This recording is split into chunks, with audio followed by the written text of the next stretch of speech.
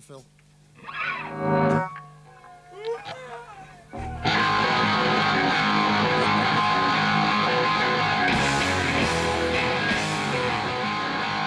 Esto ye Les Fartures, con David Castañón.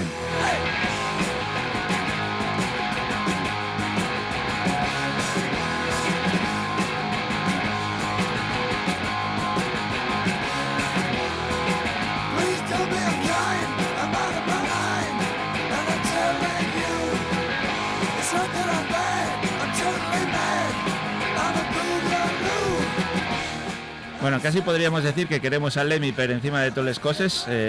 Presta mucho que venga un fan de Motorhead.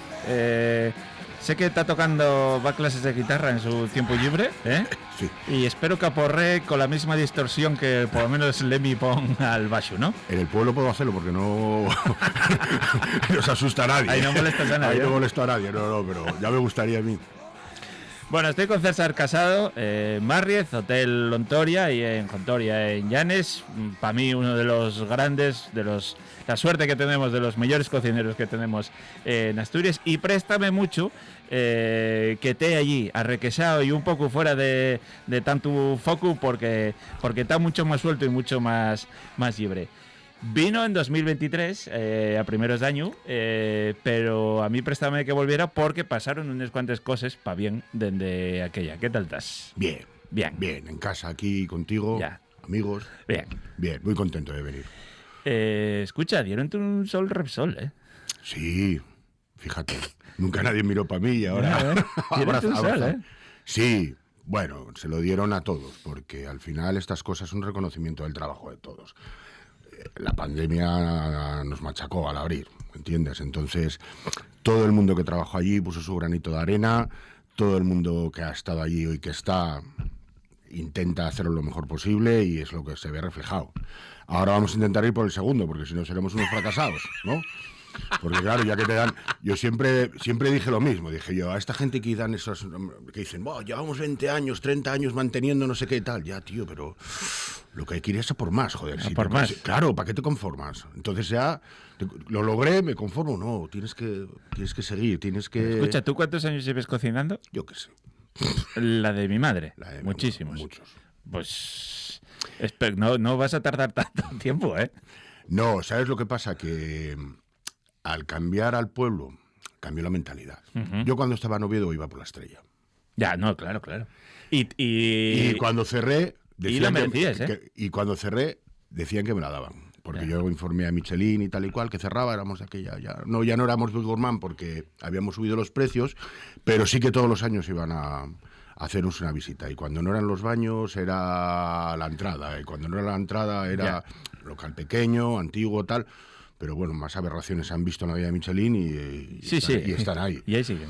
Y entonces yo desistí, fui para el pueblo, empecé a vivir bien, empecé a tratarme el cuerpo bien y empecé a ver la cocina de otra manera.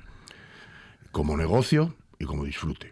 Negocio porque trabajamos cocinamos para ganar dinero. Y disfrute porque que estés 24 horas al día pensando qué voy a hacer con los espárragos o qué voy a hacer con los bocartes de ahora, o sea, eso te quiere decir, se pone que te gusta lo que estás haciendo. Claro. Y yo lo estoy disfrutando. Pero daste cuenta que cuando tú ya es más libre, tienes más tiempo para darle a la cabeza, para desarrollar los platos, y cuando casi te ayoñes más de lo que ye el paradigma, ¿no? de la Michelin, que ye lo que te piden, que al final ye casi todo, bueno, que hay mucha uniformidad y te mandan que vayas a ir por un redil y que cumplas un poco esos reglas, y debería ser al contrario, que tú salgas de eso, desarrolles tu cocina, la lleves donde te dé la gana y cuando lo lleves a la excelencia, coño, pues valóralo. ¿Sabes lo que pasa? Que las guías nos toman el pelo.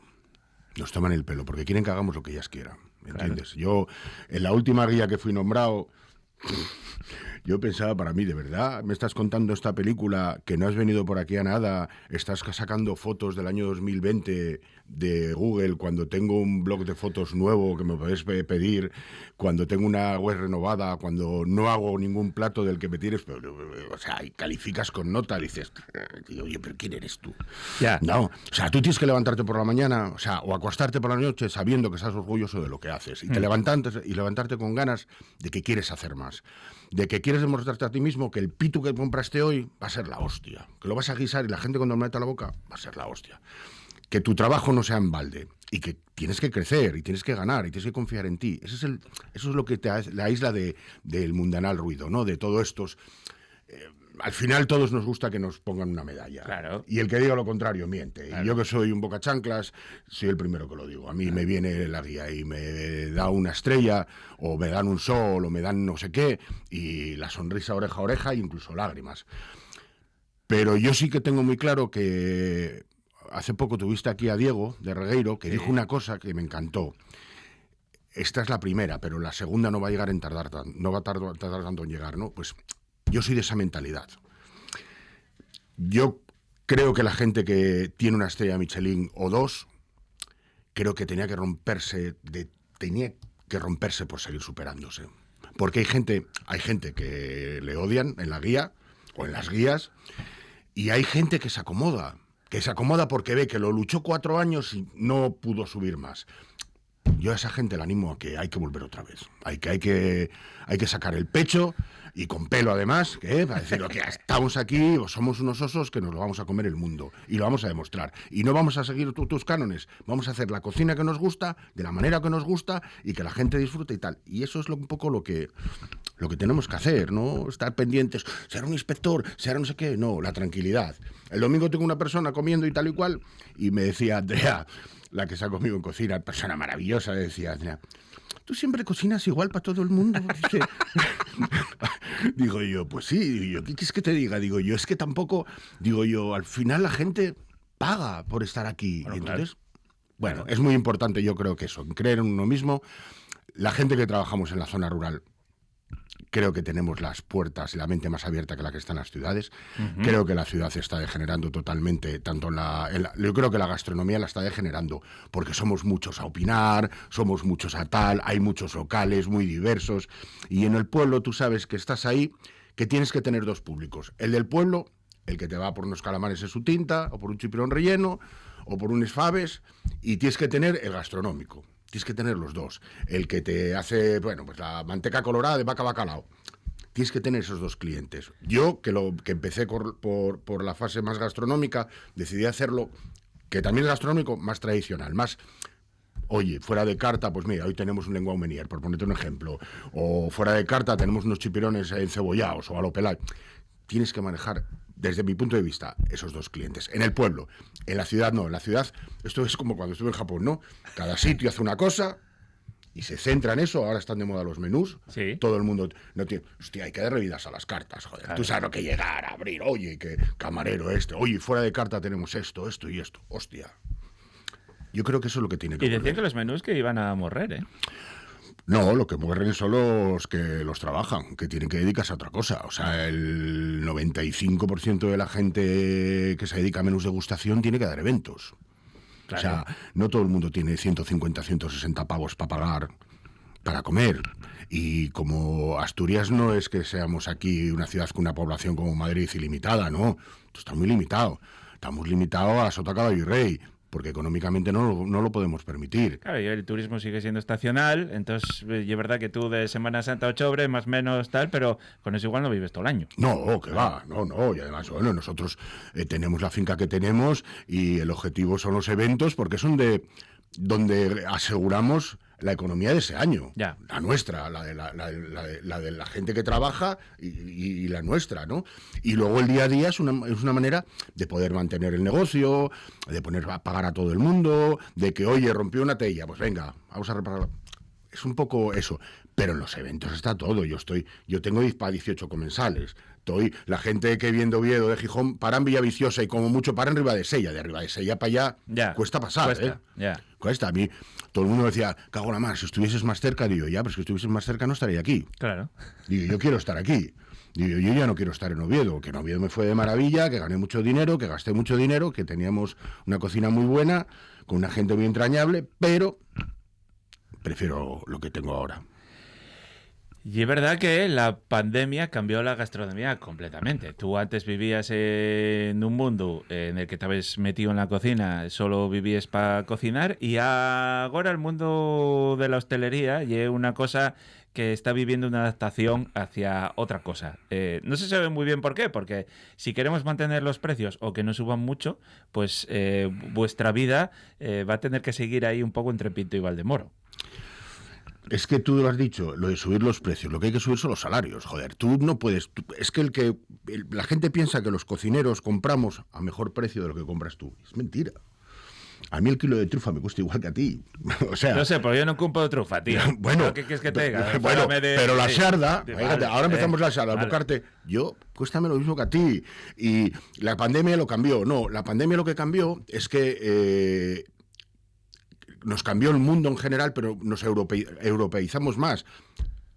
España era de noche Sí, y España ahora es de tarde. sí. ¿Me entiendes? Y eso fue lo que cambió. Igual, antes la gente salía para tomar un vino y para cenar, y ahora quedan en casa un sábado por la noche para, oye, hoy vamos a cenar, os invito, lo hago yo en el pueblo, oye, cervecita hoy tal, nos juntamos 15. ¿Pero tú crees que eso oye por europeizarse o por cuestión de perres? Porque yo creo que hay cuestión de perres. No, yo creo que la pandemia nos ayudó a decir hay que cortar ciertas cosas. Vamos a ver, yo voy al gimnasio, cago en Dios que me parió, que no fui en la puta vida. Esta mañana levantéme, hice los desayunos, di de desayuno a la gente, fregué, le di un beso a la mujer y voy al gimnasio. Ya, ¿eh? Y al gimnasio. Cualquiera que te conozca diría, ¿qué me estás mañana acabo les comides a las 6 de la tarde en el gimnasio, 2 horas. Bueno, Eso no lo hice yo en la vida. Ya. O sea, yo salía 6 de la tarde, oh Dios, a tomar una cerveza, Claro.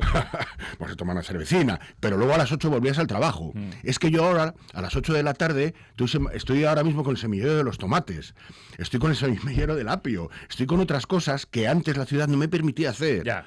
Y el cerrar por la noche, bueno, nosotros cerramos por la noche porque los desayunos es otro servicio de restauración, ¿entiendes? Claro. Nosotros damos el desayuno en mesa, con mantel planchado, con todo servido al momento, tal y cual. Y el Entonces, pan lo fais tú y el croissant lo fais tú. sí, todo lo hacemos nosotros. Entonces, eso, claro, desayunos de 28 diarios, más gente del hotel, más gente que viene fuera del hotel, pues oye, pues te dices tú, facturé aquí, facturé al mediodía.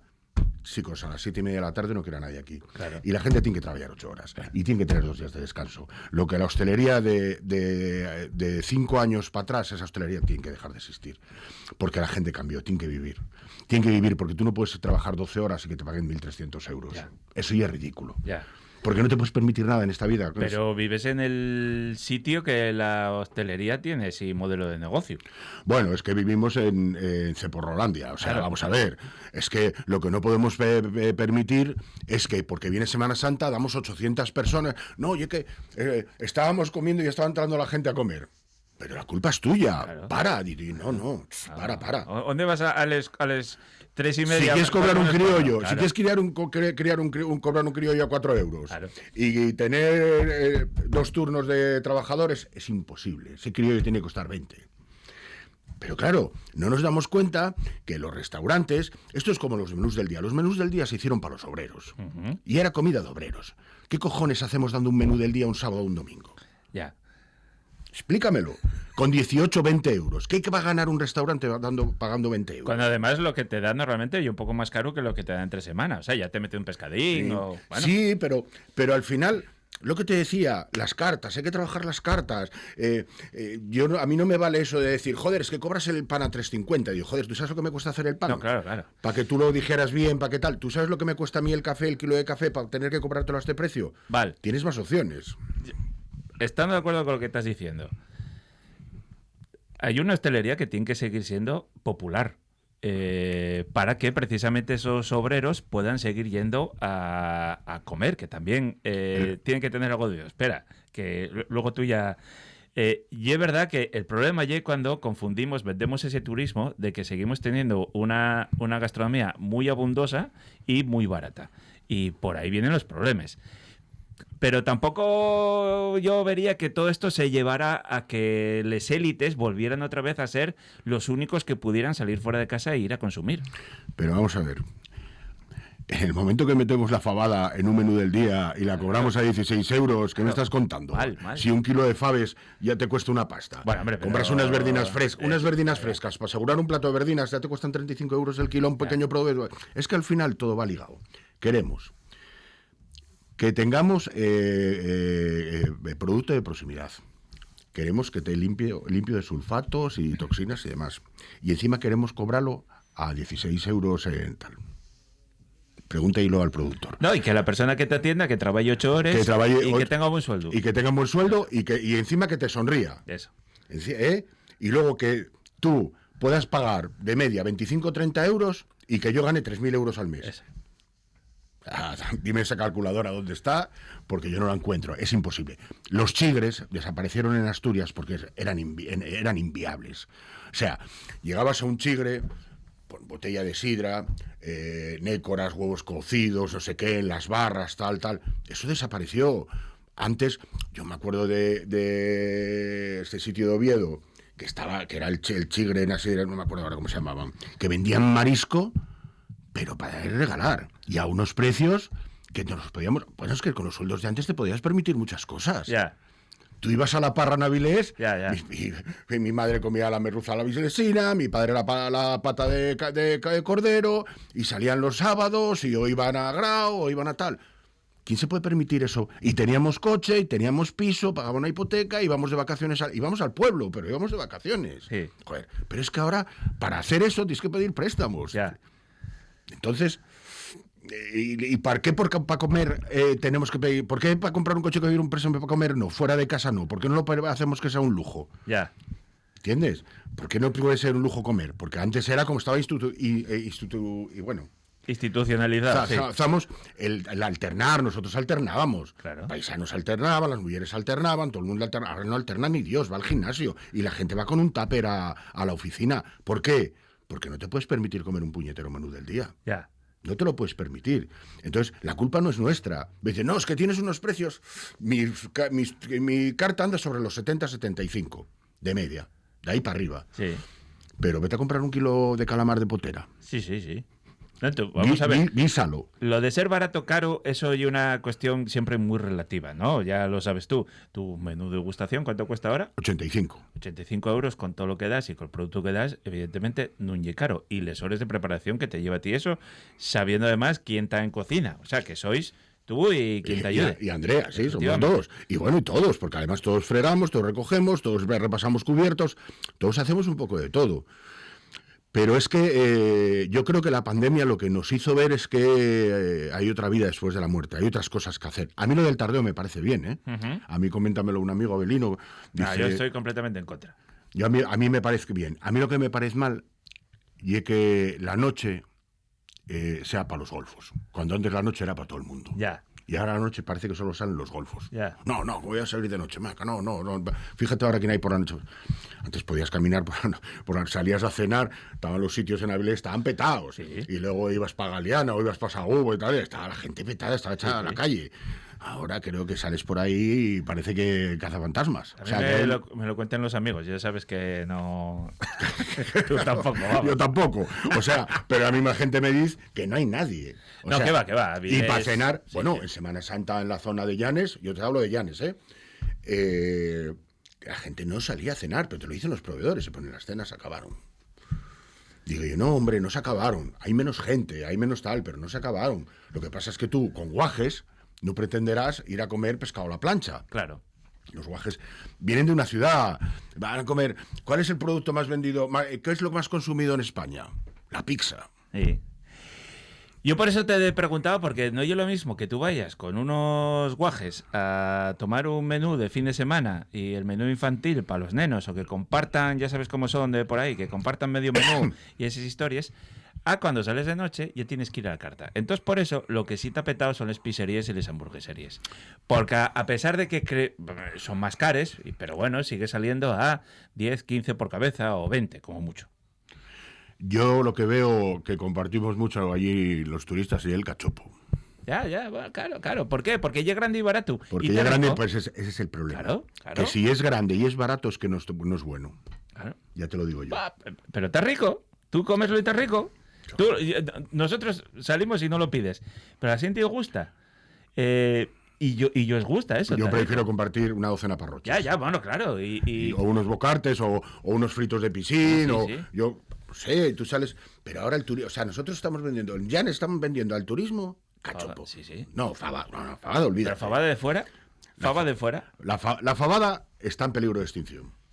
Porque mira, lo primero, en el momento que hacemos publicidad de embutido saludable. Bueno, pero ahora la fava vende la desengrasadina, joder. Empezáis a quitar la... No voy a decirte un adjetivo porque llámame xenófobo y racista. Pero empezáis a... No. Tú tienes que coger... El embutido no puede ser saludable. O sea, yo soy de comer embutido y mírame cómo estoy cuadrado. Oh, ahora vas al gimnasio y eso es un paisano nuevo. Bueno, todavía tengo pelo en el pecho. Bueno. Mira, la fabada, la fritura tiene una cosa que no tiene el plato de cuchara, que vale para todo el mundo. Y los guajes cómenlo. ¿Entiendes? Meter un plato de faves a un guaje.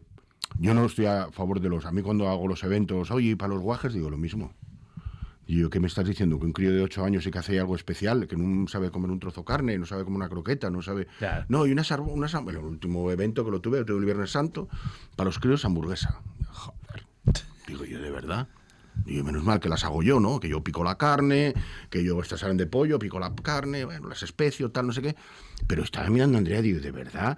Y tenían para comer arroz con pitu de calella y de segundo que tenían, y una lubina gratinada con verduras. Y de verdad, y una tarta, no me acuerdo qué era el postre, la tarta no me acuerdo qué era. Hice la tarta, no me acuerdo ya. Una torrija, coño. ¿Me da un cuaje de 12 años no puede comer eso? Ya, claro. Eso lo comías tú, sí. te miraban de reojo, como hicieras mofletes así, pucheros, Sí. y tragabas lo que tal. Y ahora, pues lo que dices tú, vas con guajes, pues pizza. Pues, bueno, pues pizza, pues yo qué quieres que te diga, prefiero ir a comer al blanco un trozo empanada. Claro. Y estamos así, o sea, no le echéis la culpa, muchas cosas no le echamos la culpa a la pandemia, hay que echarle la culpa a la economía. La economía porque no da para salir, no da para todo. Claro. Y los bares de noche, tú con 5.000 pesetas, cuando eran pesetas, ¿qué hacías? ¿Cuántos cacharros tomabas, Hostia. Claro. ¿Y ahora qué? Y ahora con 50 euros, Claro. no sé lo que tomas, porque no sé lo que cuestan ya. Pero yo sé que voy a comprar 6 boldan al supermercado y me calcan 10 pavos ya, casi. Ay, contóme un amigo que fue a ver un partido del Madrid de estos de Champions.